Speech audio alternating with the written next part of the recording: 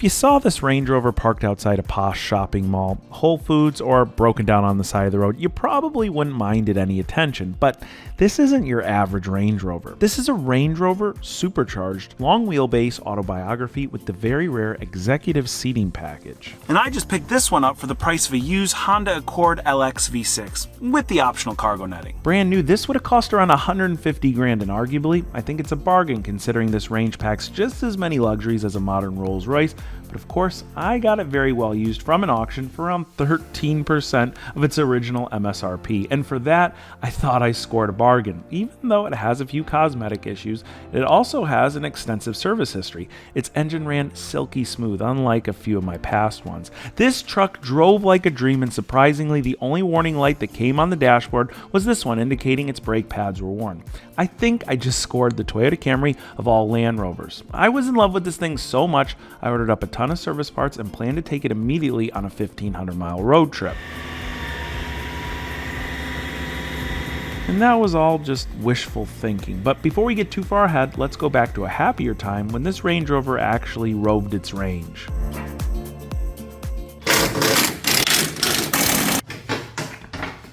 That was unnecessarily difficult. It's not super obvious, but this is our drain bolt right here. And while things are warm, I want to get this oil out. It's also really seized on there too. Jeez Louise. Oh no, that shot real far. Come on, Range Rover. That was so rude. Look, it's shooting. Oh man. Shooting everywhere, all over the camera, no! Yeah, I know, this was really stupid, but to be fair, the dealer doesn't even drain the oil in these cars. They actually vacuum it out from the top. You can see when you remove the oil cap, there's this little metal tube that you hook a siphon pump on. I even have the vacuum to do this, but the main reason I chose to do the work on the underside of the car was so that I could service the transmission at the same time. This, like many new cars, comes with a lifetime transmission fluid, and since the lifetime of your average Jaguar Land Rover product is around 2 to 3 years, I wanted to extend that a bit by just changing out all major drivetrain component fluids. This one was a little less messy. And now we put in the Pennzoil. Don't forget the full synthetic. Never ever. How many people get that, you think? At least a dozen. This was by far the messiest oil change I've ever done, but it's the most important oil change I've ever done for an absolutely insane reason, and that's because by putting Pennzoil Platinum in the crankcase of my new but very well used Range Rover, we just extended out its engine warranty to 500,000 miles. Now, I know that doesn't make a whole lot of sense, but here's the scoop. When I was ordering this oil, I noticed on the product page it said something along the lines of guaranteed for 500,000 miles, and I'm like, what does that exactly mean? I hopped over to Pennzoil's site and they have this insane warranty program that if you use Pennzoil Platinum during your own oil changes on your car, as long as it is younger than 6 years old and it's got less than 125,000 miles on the clock, you can enroll your car in their engine warranty program, which covers major engine components up to 500,000 miles. I read through the fine print. All you got to do is follow your recommended service intervals on your car, keep your receipts, and enroll in the program. That's it. I've done it on the Range Rover already, and I'm going to hold them to it. And there's no reason you shouldn't be taking advantage of this if you DIY your own oil changes. I'm going to drop a link to Pennzoil's warranty program down in the description box. You got to check this one out. When this car said it needed brake pads, it wasn't kidding. These rotors got a lot of grooves in them, and just look how much is left of the pad. There's like no pad left. If you think the rear is bad, I think the fronts were really squeaking. Sage has got this one all taken apart right here. He's got the caliper back on. We've got brand new rotors because the front rotors were super grooved. Check that lip. It looks like a record in the front. And here's one of the old pads. This is a big old car. It looks like hellcat brakes on this Range Rover. Luckily, these big 6-piston calipers, brake job's pretty simple on them. Would you say so, Sage? I think it's pretty simple. Yeah, pretty basic. We need to get this piston pushed all the way back in to fit over our new brake pads. They're obviously much thicker than what was in there. Now I have this generic tool here that is for pushing in caliper pistons, but it doesn't line up with the notches that are in this piston in particular. So I looked online at what the tool should look like for a Land Rover, and well, there is no hard tool. The tool is supposedly in your diagnostic scanner. So I went ahead, I plugged in our diagnostic scanner here, and there's an option for maintenance. We just hit it, there's an option for brake. Through your code reader and the car, you can electronically retract these pistons. I've never done this before. I've heard of it being done. So let's see if this actually works. Parking brake. Release to service position. That's what we want right there. I'm gonna hit OK and just see what it says. The application will retract the parking brake pistons to allow fitment of new brakes. Oh, you hear them? Let's see, are they moving? They moving? No, I don't. Oh, there they go. Something just happened. All right, let's see. Let's see if it works. It's gonna be a tight fit, but it should be pretty good. Oh, look Money. at that! Yeah. Too easy. So to drain the transmission fluid, there is a plastic drain plug right here. I'm going to be very gingerly with this one, but the big difference between this and our oil is that it's facing directly downward.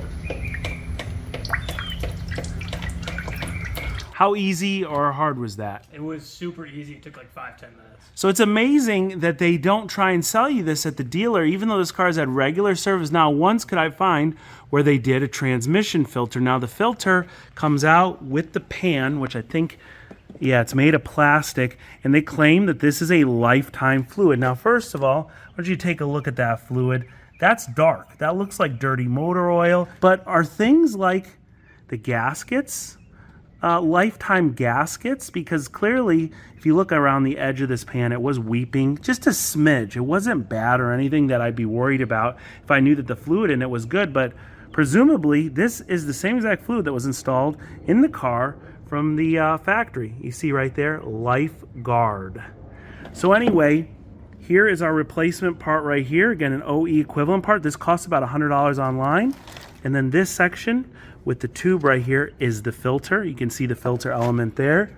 So this is a relatively simple job. It's not that costly, and it will give us a little bit of peace of mind that our transmission has fresh fluid. Servicing this car was really pretty straightforward, and even though it was a bit messy, what you might have noticed is that almost every step of the way we needed this diagnostic tool. Without it, we wouldn't be able to complete our brake job. We also needed to monitor the transmission fluid temperatures before we were able to top it off.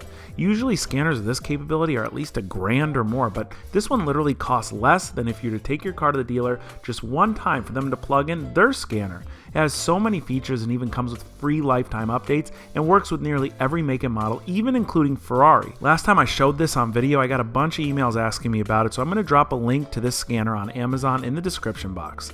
Now, with our Range Rover all refreshed and road ready, I ran it through the car wash, hooked up my trailer, and got ready for my road trip. And just 8 miles down the road, my plans changed instantly.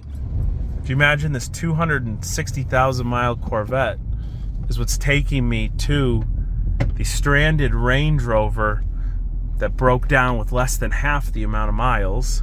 So I only brought 3 things in my rescue kit: the truck's keys, my code reader, and my AAA card.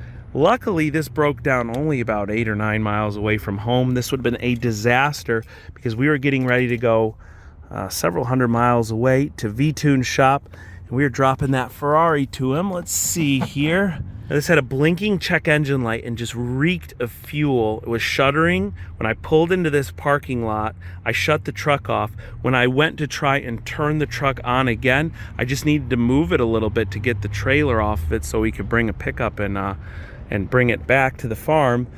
It would not crank. We had to push this car in neutral. Now, in case you're wondering, because I had to learn on the fly, to get this truck into neutral, look what you have to do.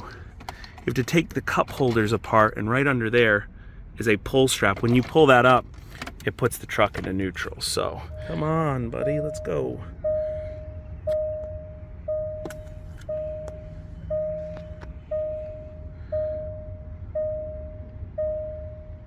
Okay, here we go.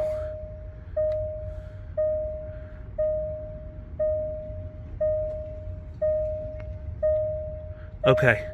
This is because we threw it in neutral, and so that's why we have that code. I'm almost sure of it. And we do not want to exit. We just want to go back to the engine management and see what we got there. Okay, here we go. Fuel pressure regulator, fuel rail system pressure too low, random misfire, which makes sense because we had that blinking check engine light, and the blinking check engine light is usually indicative of this right here, catalyst damage. I'm gonna do something that I don't think is the best idea. We left this car in the parking lot because it was essentially a crank no start. We're gonna try and crank this thing one time. If it doesn't start over, we're shutting it off instantly. We're calling a tow truck. All right, here we go. Foot on the brake. 3, 2, 1. Nope, nope. It's not starting. No way. Now, this thing used to just crank right over, but I'm being really careful here. Since one of the symptoms was a fuel smell right before it broke down, I don't want to flood the engine in case it's getting too much fuel. If we just continue to try and crank this thing, well, we risk hydrolocking it and having a really bad time. So either way, it was getting a bit late, and I needed to get the Range Rover home so I could further investigate it. We got a tow, and I quickly came to the realization that there's no such thing as a cheap Range Rover. Now it's time to figure out exactly what's wrong with our Range Rover, and we can start really simply with the codes that were generated when we scanned it yesterday. The ones that stood out to me were the fuel-related codes. That combined with the fact that this thing smelled like fuel mid-breakdown tells me that we've got a problem with our fuel system. Either the engine's getting too much fuel or not enough. But the confusing thing here is that we have two trouble codes, one for too high a fuel pressure and one for too low a fuel pressure, but in two different areas. So let's break this down. This Range Rover has a direct injected high pressure fuel system, which definitely complicates things a little bit, but let's simplify it by looking at this car in two separate halves. Right around here is going to be a fuel tank with a fuel pump in it. From that fuel pump are going to be lines that run the length of the car up into the engine. So we've either got a problem on the back side of the car in our fuel pump somewhere, or in the front of the car where there's probably about a half a dozen or so problem areas. Let's start with the back half of the car in our first trouble code, which was for the fuel pressure regulator, basically stating that the fuel pressures are too high and it's exceeded its learning limits. That tells me something in this car is demanding more fuel than the regulator knows is the right amount to put out. These cars all operate within different thresholds, and once something operates outside of that threshold, well, that's where you get your trouble codes. I'm pretty sure that the fuel pressure regulator in this car is electronic. If it was failed, we'd probably see a code that was a little bit different than the one we saw.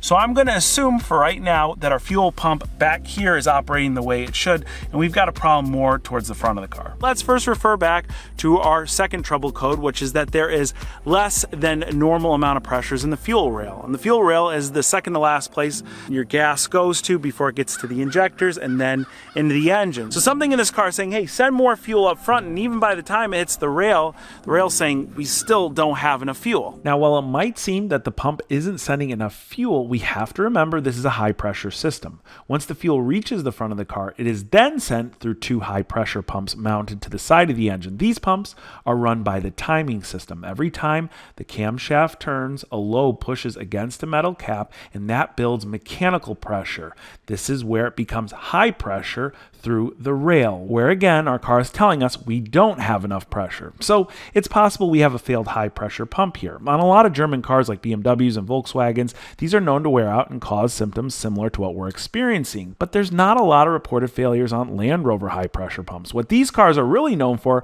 are their failed timing systems. The guides generally wear out, creating excess slack in the chain, and then you have a bad time. This would truly be our nightmare scenario, as the engine would have to come out and have an extensive overhaul. As you can tell, diagnosing this car isn't so straightforward, but I'm hopeful we're on the right track, and there's just one more issue I think we could be facing, and that would be with a stuck open fuel injector. If you think that we have a fuel injector that is just dumping fuel into the engine constantly, it would be taking more fuel than necessary from the rail, creating a low pressure condition and throwing that fault code that we had. What's not so clear is that there was multiple misfires on multiple different cylinders. Usually if a fuel injector fails, one of them fails at a time, and you'd have a clear misfire code for one specific cylinder. We had misfires on both banks here. Now, if it is a failed fuel injector, it sounds like it's way simpler than replacing the fuel pumps, but actually these fuel injectors are pressed into the cylinder head. You've got to remove a lot of the top parts of the engine to get to them, and well, a lot of times they can be stuck, as I've experienced before, but we'll get to that if we have to. To pinpoint which one of these issues we actually have should be kind of straightforward. What we want to do is look at live data of the car's fuel system while we try and prime our fuel pump. That's just when we go key on, engine off, and then we're going to try and start this car again. It's a little bit over 2 days later since this thing broke down in the parking lot, and if we had a flooded engine causing this not to start then, likely that fuel has made its way past the piston rings at this point, is dried out the inside of the cylinders, and this car car might actually fire now. For how long it runs, we won't know, but at least we'll have it running long enough to capture a little bit of live data and pinpoint what's going on. We went ahead and selected all the live parameters on our scan tool that we wanted to monitor while the car was running, and we also did a screen capture so that we could go back and reference this data later. The first thing I noticed is that there is ample pressure on the low pressure side just by getting in the car, which is a good sign. Most cars' fuel pumps prime either when you open the door or turn the key to the first position before you even start them. Now with my foot on the brake, notice how the car starts. That was a really long crank, but it did start, and immediately I smelled fuel, and right out of the corner of my eye was smoke. A lot of smoke. This is textbook, a bad fuel injector. I didn't even run the car for more than 30 seconds or so, as I didn't want to flood our engine, but I went back and reviewed the live data. Now look here, we're going to want to focus in on these two data points, the fuel rail pressure, which is the actual pressure at the rail at any given time, and the rail pressure desired, which is what the car's engine management is requesting for the car to operate properly. These numbers need to be really close to each other for the car to run right. The entire time this ran, it stayed completely off, and at brief moments it jumped near the desired level but soon dropped back off. The numbers are really all over the place, and you can see there's a lot of smoke coming out of these tailpipes. Now we need to try and nail down exactly which injector failed, if that's indeed our issue.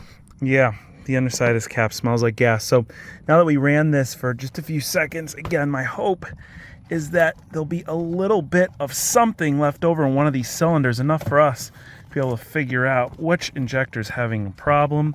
Everything's pretty well insulated in this car and hidden, but after we pull that little cover off, you could see our ignition coils. We'll pull the spark plugs out, and then we'll get the scope camera in there. When I was buying this car, I imagined that I'd be spending all my time in the back with the seat massagers on. My girlfriend could drive while her girlfriend sat next to me.